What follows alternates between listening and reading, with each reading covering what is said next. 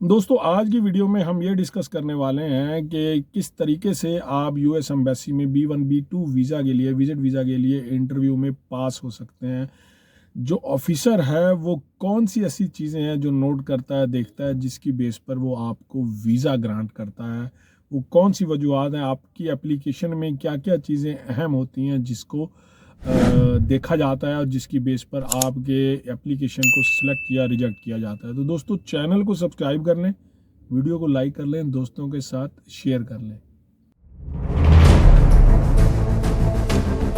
दोस्तों कुछ दिन पहले अभी मैंने एक वीडियो बनाई थी जिसमें मैंने DS-160 फॉर्म को फिल करने का कंप्लीट जो है ना प्रोसेस A to Z बताया था। तो इस वीडियो के बाद आप वो भी देख सकते हैं। और नया पोर्टल जो यूएस एम्बेसी ने, यूएस गवर्नमेंट ने जो लॉन्च किया है, जिसमें आप यूएस वीज़ा के लिए अपॉइंटमेंट ले सकते हैं, वो भी उसके ऊपर भी मैंने वीडियो बना दी हुई है। उसका थंबनेल भी मैं दे रहा हूं। तो इस वीडियो के बाद आप ये दोनों वीडियोस भी देख सकते हैं कि आपने अपॉइंटमेंट कैसे लेनी है और DS-160 फॉर्म कैसे फिल करना है, यूएसए का जो वीज़ा एप्लीकेशन फॉर्म होता है। तो दोस्तों अभी हम चलते हैं अपने टॉपिक की तरफ। तो इंटरव्यू में आप कैसे पास हो सकते हैं, हमने आज इस मौजू पे बात करनी है। देखें, सबसे पहले तो आपकी जो एप्लीकेशन है उसमें क्या क्या होना चाहिए इसको समझ लेते हैं। ठीक, आपकी एप्लीकेशन में ये चीज़ क्लियर होनी चाहिए, ये चीज़ नज़र आनी चाहिए कि आप यूएस से क्यों जा रहे हैं। आपका जो मकसद है वो बड़ा इंपॉर्टेंट है कि आप क्यों जा रहे हैं। आपकी 99% जो स्टोरी है, आपका जो 99% एप्लीकेशन में जो आपका इंटरव्यू में पास होने का चांस है, वो सिर्फ इस एक सवाल के ऊपर है कि आपका यूएस से जाने का मकसद क्या है। वो मकसद लॉजिकल है, उस मकसद में वजन है, उस मकसद में कोई एविडेंस है, जान है उस मकसद में, तो आपको वीज़ा ऐसे मिल जाएगा। लेकिन अगर उस मकसद में कोई जान नहीं है तो आपको वहाँ इंटरव्यू में ये प्रूव करना पड़ेगा कि ये मकसद बहुत इम्पोर्टेंट है मेरे लिए। आपको उस ऑफिसर को कन्विंस करना पड़ेगा इंटरव्यू के दौरान। तो और इंटरव्यू का टाइम बहुत कम होता है, ऐसा बहुत ही कम होता है कि आपको 3 मिनट भी मिल जाए, ज़्यादा से ज़्यादा 2 से 2.5 मिनट में, बल्कि 2.5 मिनट भी शायद मैं ज़्यादा कह रहा हूँ, नॉर्मली डिसाइड कर देता है आपका जो ऑफिसर है, इंटरव्यूअर है, कि वो आपको यस कर रहा है या नो कर रहा है। तो इन 2 से 2.5 मिनट की तैयारी आपने क्या करनी है। पहला पॉइंट मैंने आपको बताया कि आपने अपनी एप्लीकेशन में लिखना है कि आपका मकसद क्या है। अब बहुत से लोग कहते हैं जी हम तो टूरिस्ट हैं, हम विजिट करने जा रहे हैं। तो अगर आप टूरिस्ट हैं तो आपकी टूरिस्ट हिस्ट्री जो है वो होनी चाहिए आपके पासपोर्ट पे।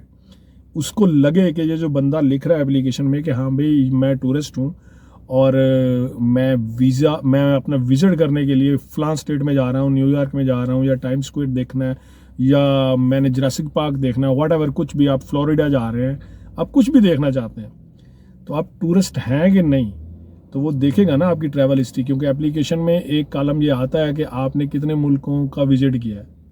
तो अगर आप कहीं गए ही नहीं हो, आपने इससे पहले कहीं ट्रैवल किया ही नहीं है, तो आप सीधा यूएसए का वीज़ा ले रहे हो और लिख रहे हो कि मैं टूरिज़्म जो है ना करता हूँ, तो वो जो है ना इलॉजिकल हो जाएगा और आपकी एप्लीकेशन पहले मिनट में ही इंटरव्यू में वो रिजेक्ट कर देगा। अच्छा, अब आप, बहुत सारे लोग हैं जिन्होंने गल्फ़ कंट्रीज़ में मतलब घूमा हुआ है, क्योंकि यहाँ वो जाते हैं जॉब्स के लिए, जैसे कि दुबई हो गया, कतर हो गया, सऊदीया हो गया, या ओमान वगैरह में जाते आते हैं। ठीक है, ये भी जो है ना ट्रैवल हिस्ट्री को डेवलप करता है, लेकिन उन लोगों का चांसेस ज़्यादा होता है जो कि मलेशिया, थाईलैंड, हांगकांग या यूरोप का कोई भी कंट्री, इवन वो शेंजन कंट्री ना हो, जैसे जॉर्जिया है, आप उसमें गए हो, ठीक है, या और भी आपने कोई टूरिज्म किया हो, ठीक है, तो वो जो है ना उनकी ट्रैवल हिस्ट्री में ये शो कर रहा हो तो टूरिज्म के चांसेस बढ़ जाते हैं। ठीक है, अब आप ये बात याद रखें कि यूएस एम्बेसी जो है, जो ऑफिसर है आपका, वो आपसे आपके पैसों के बारे में नहीं पूछेगा। क्योंकि ऑस्ट्रेलिया और कनाडा ये सब लोग आपकी फिनेंशियल स्टेट चेक करते हैं कि आपकी क्या मतलब हालत है, कितने पैसे हैं आपके पास, आप कितने स्ट्रांग हैं। लेकिन यूएस आपसे ये नहीं पूछता है। आपने अपनी एप्लीकेशन में आपने लिख दिया कि मेरी सैलरी 10 लाख है, मेरी सैलरी 5 लाख है, 2 लाख है, 3 लाख है, वट एवर कुछ भी है, उससे उनको फ़र्क नहीं पड़ता है। उनको फ़र्क ये पड़ता है कि ये जो बंदा जा रहा है, क्या ये वाकई जेन्युइन इंटेंशन से जा रहा है और ये मतलब एलिजिबल है जाने के। ठीक है, ये इंपॉर्टेंट चीज़ है, बाकी जितनी चीज़ें हैं वो बाद में आती हैं। तो आपने पहले इस बारे में गौर करना है।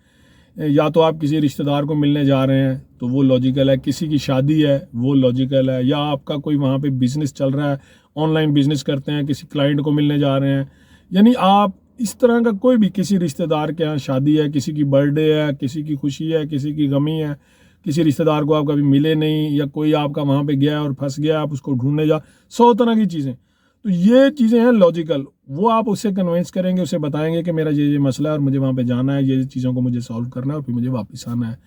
ठीक है, अच्छा, पहला तो आपका क्वेश्चन हो गया ये कि आप क्यों जा रहे हैं, इसको सॉल्व करना है, इसको जहन में रखना है। ठीक है, दूसरा पॉइंट आ जाता है कि फिर बाकी चीज़ें जो आपकी एप्लीकेशन में लिखी हुई हैं, जो मैंने अभी पैसे की बात की वो बात की, अगर आप कह रहे हैं ना कि आप टूरिस्ट हैं, तो फिर आपकी एप्लीकेशन में ये शो होना चाहिए कि हाँ भाई आपके पास पैसे भी हैं।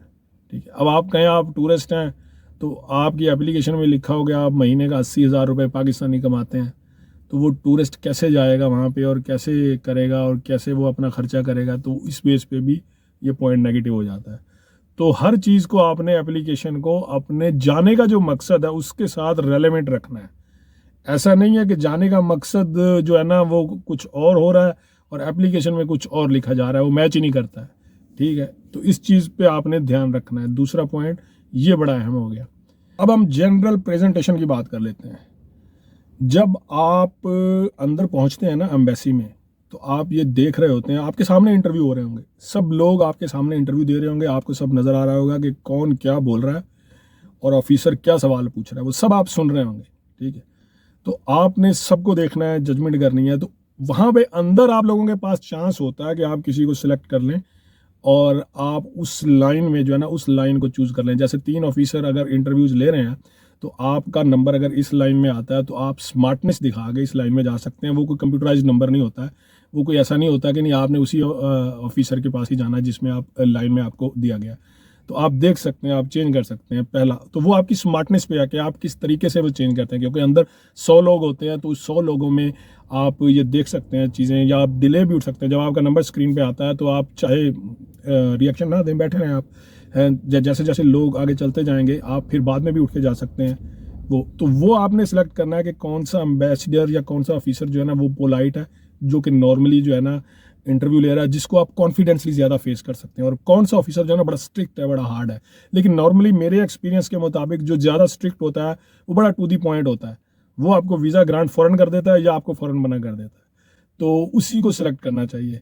तो खैर, अब जनरली क्या होता है कि जैसे ही आप काउंटर पे पहुंचते हैं तो आपके ऊपर पहला सवाल क्या होता है, सबसे पहले वो आपसे पासपोर्ट मांगेगा। आप उसको पासपोर्ट दे देंगे तो वो पासपोर्ट ऐसे एक नज़र में देखेगा, वो जैसे ताश के पत्तों को हम करते हैं ना, मतलब वो बिल्कुल वैसे करके ना स्टाइल से वो एक नज़र में देखेगा और उसको पता चल जाएगा कि इस पासपोर्ट में कितनी जान है, कितनी स्टैंप्स लगी हुई हैं या कितने वीज़े लगे हुए हैं। ठीक है, उसके बाद वो उसको देखते देखते ही वो आपसे सवाल करेगा कि आप क्यों जाना चाहते हैं। तो आपने उसको वही अपना मकसद बताना है कि आप क्यों जाना, आपने रत्ती बराबर भी डिले नहीं करना है, स्टोरी लंबी नहीं करनी, टू दी पॉइंट बात करनी है। लेकिन ये नहीं है कि टू दी पॉइंट का मतलब उसने पूछा है कि एक जमा एक कितने होते हैं तो आप कहो 2, बात खत्म। नहीं, थोड़ा सा उसको डिटेल भी देनी है। ठीक है, कि 1 और 1 ऐसे होता है और फिर 2 होते हैं। ठीक है, तो ये नहीं है कि आपके पास कहने के लिए ही कुछ ना हो। ठीक, क्योंकि वो ज़्यादातर आपकी तरफ देखेगा कम और स्क्रीन की तरफ ज़्यादा देखेगा। और अच्छा, वो पहला सवाल आपसे ये करेगा। जब आप पहले सवाल का लॉजिकल जवाब दे देंगे, फिर वो आपसे दूसरा सवाल ये पूछ सकता है कि आप क्या करते हैं। तो उस वक्त आपने वो प्रोफेशन जो आपने अपने एप्लीकेशन में लिखा है उसकी डिटेल बताना शुरू कर देनी है। ठीक है, कि मैं चीफ अकाउंटेंट हूँ, मैं फलां कंपनी में जॉब करता हूँ, मेरी इतने अरसे का एक्सपीरियंस है और इससे पहले मैं ये कर रहा था या मैं वो कर रहा था, yes this I am doing this, I am doing that. तो जो भी स्टोरी है वो आपने अभी शुरू करनी है। तो वो विद इन 20 सेकेंड जो है ना, फिर वो अगला सवाल आपसे पूछ सकता है। अगर 1 से 1.5 मिनट तक आपका इंटरव्यू चला गया तो चांसेस बढ़ जाते हैं आपका वीज़ा लगने के। तो फिर वो तीसरा सवाल आपसे ये पूछ सकता है कि आप इससे पहले कहाँ कहाँ घूमने गए हैं। ठीक, गो के आपने एप्लीकेशन में लिखा होगा, लेकिन वो आपसे पूछ सकता है। तब आप उसे बताएंगे कि मैं वहाँ गया हूँ, या मैं वहाँ गया हूँ, जहाँ जहाँ भी जो भी कंट्री होगी, कि मैंने इतने मुल्कों में, यहाँ पे मैं मतलब ओमान गया हूँ, कतर गया हूँ, मैं यूके गया हूँ, या मैं स्पेन गया हूँ, वट एवर, कहीं भी, तो वो उसे बताएंगे। तो इन 3 से चौथे सवाल तक नौबत नहीं जाएगी, वो आपको यस या नो कर देगा। लेकिन अगर ये तीनों सवाल आपसे हो गए, ये तीनों तक आप पहुंच गए, तो आपको 99% यस हो जाएगा। लेकिन पहले सवाल पे ही अमूमन जो है बहुत ज़्यादा 80% लोग रिजेक्ट हो जाते हैं। वो पहला सवाल पूछता है और उसका जवाब सुनते ही कहता है, पासपोर्ट पकड़ाता है, कहता है sorry, try next time. Okay, या कहता है मतलब ट्राई नेक्स्ट टाइम, या मतलब गुड लक बोलता है, कहता है कि नेक्स्ट टाइम आप ट्राई करें, और पासपोर्ट के साथ आपको एक पेपर दे देता है जिसके ऊपर लिखा होता है कि इस दफ़ा आप जो है ना सक्सेसफुल नहीं हो पाए, आप ट्राई अगली दफ़ा कीजिए। ये अगर आप 2 से 3 क्वेश्चन तक पहुंच जाते हैं, देन जो है 99% चांसेस हो जाते हैं कि आपको वीज़ा मिल जाएगा। तो दोस्तों, ये वो एक्सपीरियंस था जो मैंने आपसे शेयर किया। ये वो बातें हैं कि जो हर नया आदमी जो इंटरव्यू देने के लिए जाता है वो ये पूछता है, ये सोचता है और इस पर गौर करता है। तो उम्मीद है आज की वीडियो बहुत पसंद आई होगी आप लोगों को, ज़रूर इसमें इन्फॉर्मेशन मिली होगी। चैनल को सब्सक्राइब करें, ज़्यादा से ज़्यादा सपोर्ट करें। मिलता हूँ फिर ऐसी किसी अगली वीडियो में, तब तक के लिए इजाज़त दे दें। अल्लाह हाफिज़।